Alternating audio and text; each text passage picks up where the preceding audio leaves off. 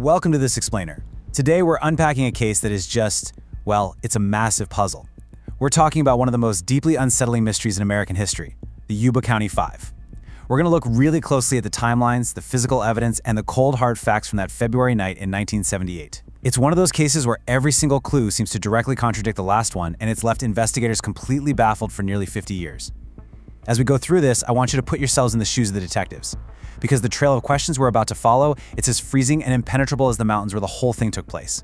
Let's get into it. Okay, let's dive into this. Their intended destination that night was incredibly simple. It was just a quick drive home to prep for a basketball tournament that they were super excited about. Just a completely mundane, everyday plan. But their actual destination? Somehow they ended up 70 miles in the exact wrong direction, deep into a freezing, snow-covered forest. I mean, how does a quick drive home turn into a journey into the absolute unforgiving wilderness? To understand just how bizarre this detour really was, we have to trace their steps from the very beginning of the evening. So the timeline for February 24th starts off completely grounded in reality. During the evening, the group went to a college basketball game in Chico, California. They were laughing, having a great time, just being guys. Later that night, they were spotted buying some snacks at a local convenience store for the ride home. Again, totally normal behavior, right?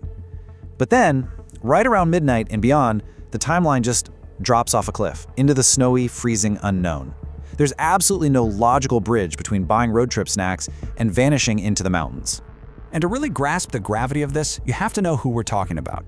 Jack Madruga, Bill Sterling, Ted Weiher, Gary Mathias, and Jackie Hewitt. These guys were 5 really close friends. They were huge basketball fans, and they were scheduled to compete in an upcoming Special Olympics tournament the very next morning. And look, by all accounts from their friends and family, these men were responsible, they were reliable, and they were so incredibly eager for their game. These weren't thrill seekers looking to go off-roading in the middle of a winter night. They had somewhere to be, and they were excited to be there. So this brings us to the first major anomaly of the case, and I really want you to think about this question. Why drive 70 miles in the opposite direction? They left that convenience store in Chico, and instead of heading home, they somehow navigated toward the remote, snow-covered Plumas National Forest. And nobody understands why. There was zero reason for them to be on that mountain road. This single, inexplicable detour is the foundation of the massive confusion that confronted investigators when the very first physical piece of evidence was finally found. And this brilliantly illustrates just how weird things got. Days later, searchers found their car, a Mercury Montego, abandoned on a remote mountain road. But the facts here make absolutely no sense. The car wasn't actually stuck badly enough to prevent it from being driven away, there was plenty of fuel left in the tank, the vehicle was completely operable, zero mechanical failures, and crucially, there were absolutely no signs of violence inside or outside the car. They were literally sitting in a safe, running vehicle with fuel, perfectly capable of keeping them warm. Which leads us to the exact quote that echoed through the massive search teams. Why would 5 men willingly leave a functioning vehicle in freezing temperatures and walk into deep snow? It totally defies all basic survival instincts. A massive search effort immediately kicked off, bringing in volunteers, police officers, helicopters, the whole shebang. But the harsh winter weather severely slowed the entire operation down. The deep snow basically blanketed the landscape, hiding whatever clues might have been left behind by the men as they walked away from perfectly good shelter. Well, for months, the mountains kept their secrets. The families waited in absolute agony as winter slowly turned to spring. The massive search efforts had yielded nothing but the abandoned car. But then, months later, the snow finally began to melt. And with the changing of the seasons, this unforgiving landscape slowly started to reveal the grim reality of what actually happened to the friends after they walked away from that Mercury Montego. The first shocking discovery was made nearly 20 miles away from the abandoned car. Searchers found an abandoned Forest Service trailer, and inside, they found the body of Ted Weiher lying in a bed. Now, the forensic evidence here revealed something truly haunting. Ted didn't die on that first freezing night. In fact, the evidence suggested he miraculously managed to survive inside that trailer for several weeks after the group vanished. But the circumstances of his death, that's what makes this discovery so baffling. Now, what's really interesting about this is the agonizing contradiction of that trailer. It's a story of what was available versus what was actually used. See, there was enough food inside to last for months, there was warm clothing, and there were ample heating supplies. Yet barely anything was touched. They starved and froze with life-saving supplies literally at arm's reach. Investigators were absolutely stunned. I mean, why would anyone enduring freezing temperatures for weeks ignore the very supplies that could save their life? Sadly, the tragic revelations didn't stop at the trailer. As the spring thaw continued, searchers scoured the surrounding wilderness.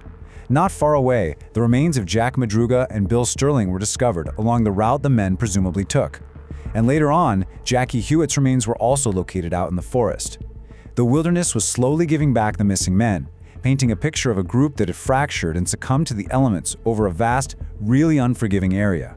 Because of the incredibly bizarre nature of the evidence, this case is frequently compared to the famous Dyatlov Pass incident in Russia, which was a mystery where experienced hikers abandoned their tent and perished under totally illogical circumstances. But here's the crucial difference. Unlike Dyatlov Pass, which happened in the remote Soviet wilderness back in the 1950s, the Yuba County Five tragedy occurred in modern America. We have detailed police reports, we have forensic evidence, witness statements, and the results of extensive modern search operations. Yet, despite all of this hard data, the case remains just as unsolved. And when we weigh the evidence against the popular theories, things just fall apart. Take the wrong turn theory. Sure, it explains why they were off-road, but it completely fails to explain why they'd abandoned a perfectly working car. What about fleeing a threat? Well, that might explain ditching the car in a total panic, but it completely fails to explain the untouched survival supplies in the trailer once they were actually safe. Finally, some researchers think Gary Mathias led the group to the trailer. That explains how Ted survived for weeks, but again, it crashes into the exact same flaw. It doesn't explain why the food and heating supplies were completely ignored. Every single theory just breaks down when confronted with the physical clues. So out of the 5 friends who drove up that mountain, 4 were eventually found. That leaves exactly 1 man unaccounted for. Just one lingering ghost in a narrative full of holes, leaving a massive 50-year-old void in the investigation. The fact that this one individual has never been located is perhaps the biggest key to the entire mystery. And that missing man is Gary Mathias. Now, because Gary had military experience, many believe he might have been the one leading the group toward the shelter of the trailer. Yet he was never located by the search teams. Some investigators theorize that after getting Ted settled, Gary might have left the trailer to brave the snow and find help. Others think he may have perished in a treacherous, unsearched area of the vast forest. But his disappearance is the ultimate missing puzzle piece that keeps investigators and documentary filmmakers guessing to this very day.